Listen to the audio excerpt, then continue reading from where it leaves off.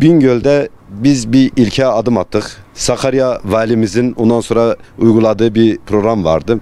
Biz de bunu görünce biz de buna katıldık, yemekle ilgili, taziye yemeğiyle ilgili. Taziye yemeklerini biz Şehit Mustafa Gündoğdu Mahalle Muhtarı olarak kaldırdık. Mahalle heyetiyle birlikte, cami imamımızla birlikte ondan sonra bu yemekleri kaldırdık. Bundan sonra da inşallah bütün mahallelerimiz de buna uyar ve ondan sonra bu yemeği kaldıracaklar. Zenginlerin ondan sonra verme şansları var ama fakirin veremiyor. Fakir alttan eziliyor. Buna dur deme zamanı geldi. İnşallah bundan sonra taziye yemeklerini vermeyeceğiz. Bu programı açtığımızda yemek yasağı, Kültür Mahalle Muhtarımız Ali Bozkurt, İnalı Mahalle Muhtarımız Said Polat ve Karşıyaka Dernek Yönetimi, Kaleönü Mahallemizin şu an ondan sonra kendileri de teklifi var. Biliyoruz ki Bingöl Valimizin eğer böyle bir açıklama yaparsa gerçekten bu bütün Bingöl'e yayılmış olur. Bu merkezde taziye yemeği kaldırılacak. Yani taziye yemeği kaldırılması gerçekten bu insanlara bir hayırdır, bir sevaptır. Yani biz gerçekten bunu daha artık kaldıramıyoruz. Bir yemeğin maliyeti 70.000 lira. 3 gün boyunca yemek veriliyor burada. Yani bir yemeğin ondan sonra bugün bir yemek bir şahsa verildiği zaman 50 lira paradır.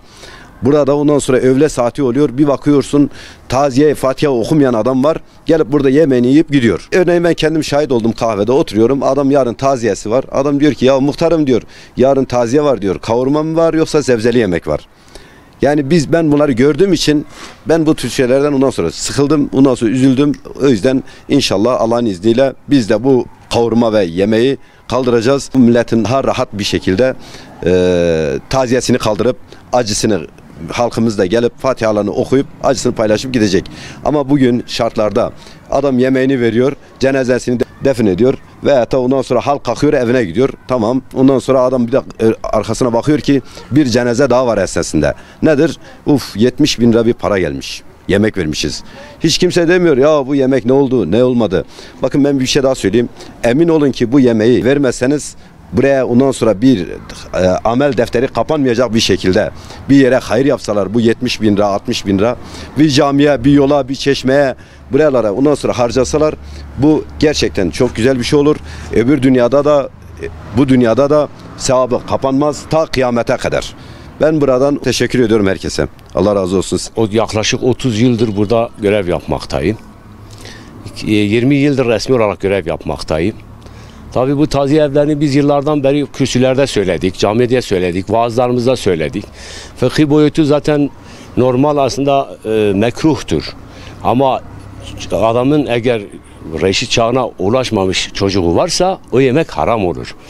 Onun için onun için bu taziye sahiplerine özellikle dedik bu yemek telaşına düşmeden hayır hasenatı yaptıkları zaman sadaka-i cariyeler var. Mesela cami, Kur'an kursları, yol, su, çeşme vesaire yerlere harcanması da defteri kapatmayacak şekilde daha uygun olur dedik, söyledik ve vaazlarımızda da söylüyoruz. Taziye sahipleri musibette uğramış insanlardır. Bunun örneği Hazreti Peygamber Aleyhisselam'ın Cafer'in bir örneği var. Cafer'e diyor bir musibet gelmiş, ona gidin evinize yemek hazırlayın, getirin.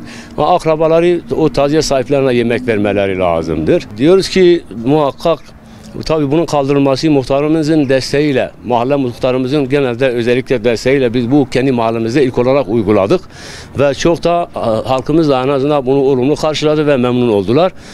Diyoruz ki bu devam etsin, bütün Bingöl'ümüzde yayılsın. İnşallah bu sürekli olur.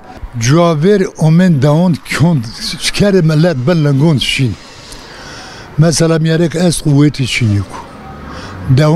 Daon çünkü ma şinoru herkes kubera khir khudun kisat ve harmeyi tenişin. Ama şehir niye ben? Şehir haram. Arvel miyerek merd şu kredi onta arda ayakı kerdari. O rekbetçi. Niye ben? O aracımeyta mala muhtari o mala silyamun baba madon vera mı başıma zaf ol ki Allah her şuma kabul şuma bir sebep. Çid ve şehret ve verat. Şehir niye ben? Daum ben. Lakin şehir niye ben?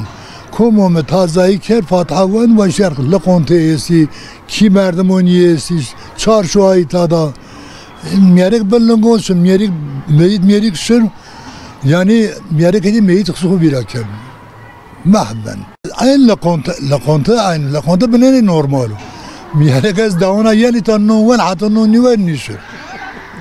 Miyerek zare şehir do ki o verdo hatta noniver nişin ki. İnniye be haram yani ne ben o.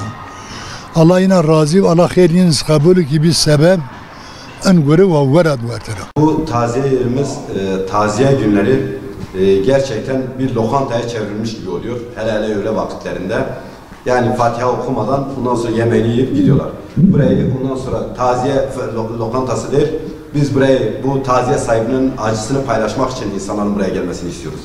Fatiha okumasını için gelmesini istiyoruz. Ve ondan sonra gelip burada yemek yiyip de gitmek için değil. Burada ondan sonra inşallah biz burada o taziye sahiplerimizin, ölmüşlerimizin rahmetine Fatiha okumak için açmışız. Allah buradan sebep olan hayırseverlerin, böyle bu yerleri inşa edenlerin ondan sonra hepsinden razı olsun. Biz bu saatten sonra yemek vermeyeceğiz. Taziye yemeklerini kesinlikle kaldırıyoruz, karşıyız. Ve ondan sonra inşallah bundan sonra Fatihalarımızla cenazelerimizi defnedeceğiz. Ölüm bir musibettir. İkinci bir musibet insanların üzerine yüklemeyelim inşallah. Evinde ona taziye sahibinin yemek gitmez. Yetimi vardır. Bundan sonra ne bileyim bundan sonra 3 gün boyunca o taziye sahibine biz yemek vermemiz lazım. Biz onun acısını paylaşmamız lazım. Biz taziye sahiplerine burada yemek kesmiyoruz. Taziye sahiplerine biz kendimiz yine yemek yaptırıp vereceğiz. Ama buradan gelen bu vatandaşların ondan sonra burada şov yapıp ondan sonra kavurma vermek değil. Fatiha okumak için biz bu taziye evlerini kuruyoruz.